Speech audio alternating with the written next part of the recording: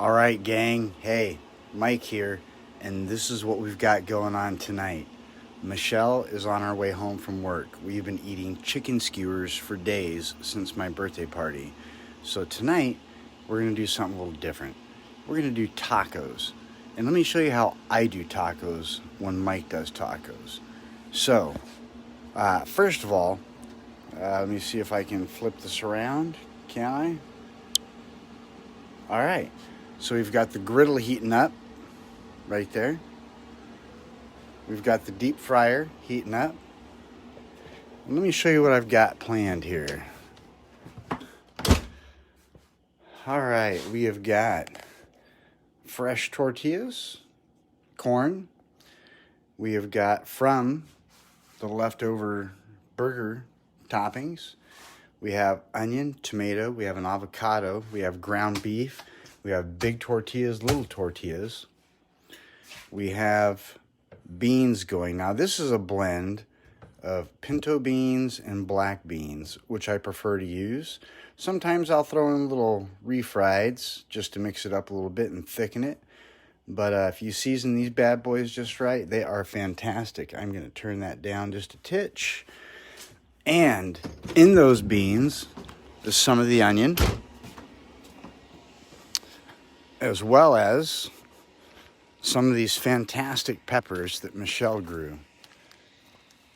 Man, look at that. So we've got peppers, we've got onions, we've got tomatoes up the wazoo like you wouldn't believe, but we're not going to use any of that. We're just using the peppers and onions from the party.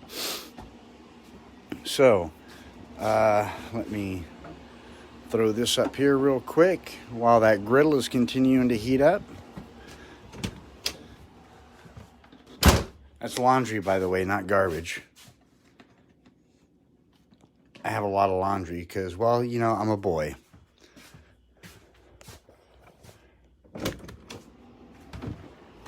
All right. So we are going to get these bad boys going. Yeah, so when I cook Mexican food, I don't like bagged chips. There's a time and a place for bagged chips. And that's at things like football games, basketball games, huge get-togethers, where you don't necessarily have the time to make your chips homemade. But when you're having just a small, intimate dinner together, really the best thing to do is to make your chips, in my experience.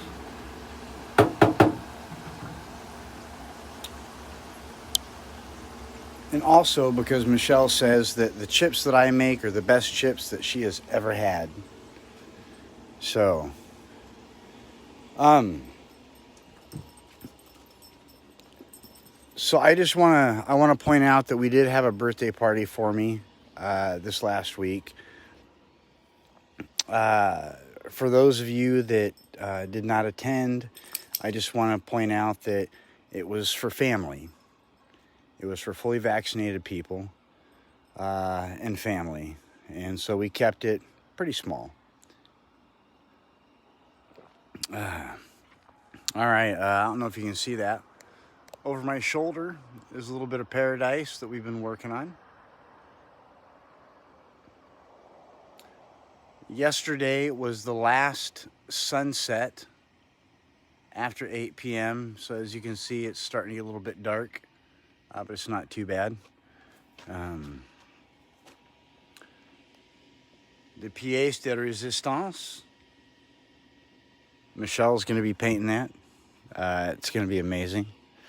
Let's go check on those chips. Those should be just about done. They don't take a lot of time. Dave, I know you're watching. Bobby, hey, how's it going, brother?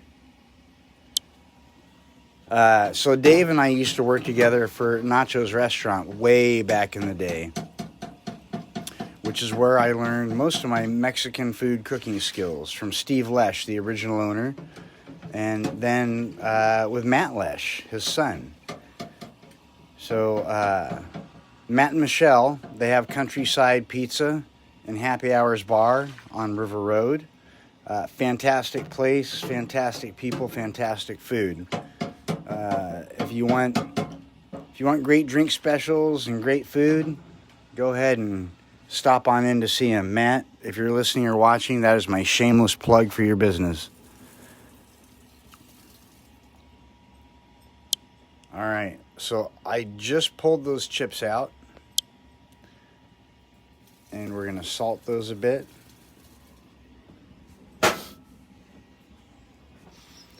We're going to go get the next batch. Set that right up there.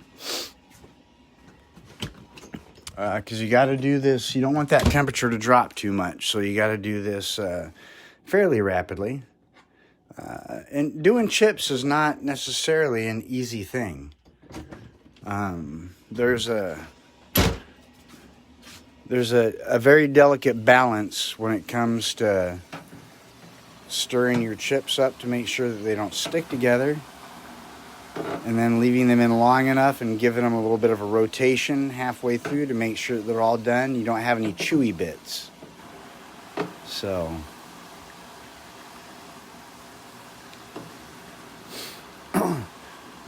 this kind of reminds me of Hermes. So back in the 90s at Nachos, we had this guy named Hermes, and he was Truckese. He was from the island of Truck, and funniest guy you've ever seen. Could drink anybody under the table. And we used to take him out to the mill camp and get him drunk, and he would go out and hit on all the girls, and it was just a phenomenally good time. He got slapped a lot, but it was fun, you know. So while we're waiting for those to fry, I'm gonna give you a little bit of background picture there. There's my rig. There's the garden. There's Jason. Jason, come here.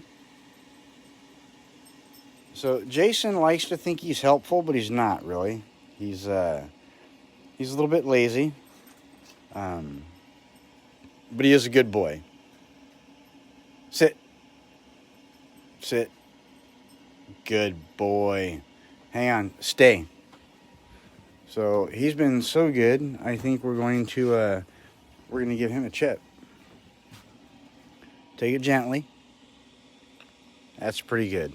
All right. And instead of showing off, he's going to wander off with his chip and eat it around the corner, I guess. Hopefully he doesn't bury that. So these chips are about ready to come out. We're going to pull these. And I'll tell you, and Dave will agree with me. Thanks, Bobby. It is. Yeah, it's 4 acres. So this is Michelle's place. And her folks, if they're watching, Lita, Terry, how are you? I love you guys. They have done phenomenal things with this property. You would not believe what it used to look like. It's been a work in progress for the last 3 years that Michelle's been here. And it's come together nicely. I mean, it really is a beautiful, beautiful space. So, all right, so there's our ginormous pile of homemade chips. So what I'm going to do now then is I'm going to leave that going because I'm probably going to do taco shells on those as well, or in that as well. So I like to make my taco shells homemade too. So whatever I can do homemade, I do. So we're taking the taco meat. We're gonna take these veggies out with us. I neglected to get cilantro, which is something I normally do, because I don't buy my pico de gallo. I make it myself. I refuse to purchase things like that. For one, the markup's incredible. For two, I'm of the opinion that, well, I can make it cheaper and better. So forgive me, I'm going to do this one-handed. Getting my ground beef out here. And we are going to slap that on the grill.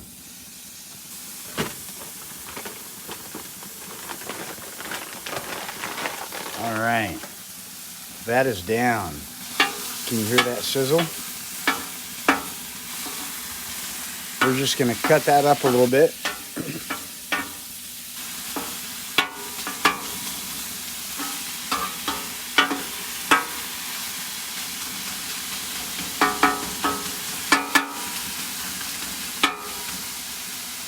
As you can see, I have a lot of my seasonings and spices out here. What I will be using is my water here in just a minute. And then once the meat's done cooking, we're going to go ahead and add those veggies to it. So yeah, let me, while you're here, Bobby, you still with me, brother? Dave, you still there? So let me give you an idea. This is one of the side gardens here. One of the side yards. So we have a little entrance there to our hot tub area. And then we have our fire pit, another seating area, our wood pile, solar lights back there. We still have a little bit of cleaning up to do. Let me take you up and show you the deck while that meat's cooking. So we built Jason a pretty decent sized dog kennel because, well, he's a big dog. So let me get this open. All right, so I am up on the deck. Jason's dog kennel is down there. He's got his own couch, bed, it's all covered. We have stairs leading up to the upper pad. Oh look, Michelle's getting home. All right, so this is the deck. So it's a little cluttered because we just had a party here. This is a little bit of a gazebo. We have a seating area here and Jason's bed, of course. So the deck is 1,000 square feet.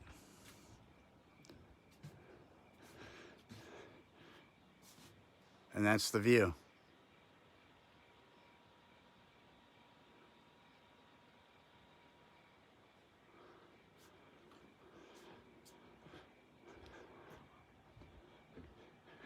All right, so another area that we've been working on is these garden paths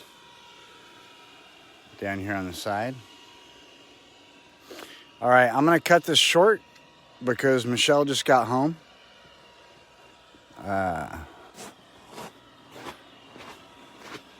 And I'm going to continue on with dinner. There's the pond. And once dinner is done, I'm going to go ahead and post a couple pictures of that so you guys can see that. Thanks for joining me. And everybody have a great night.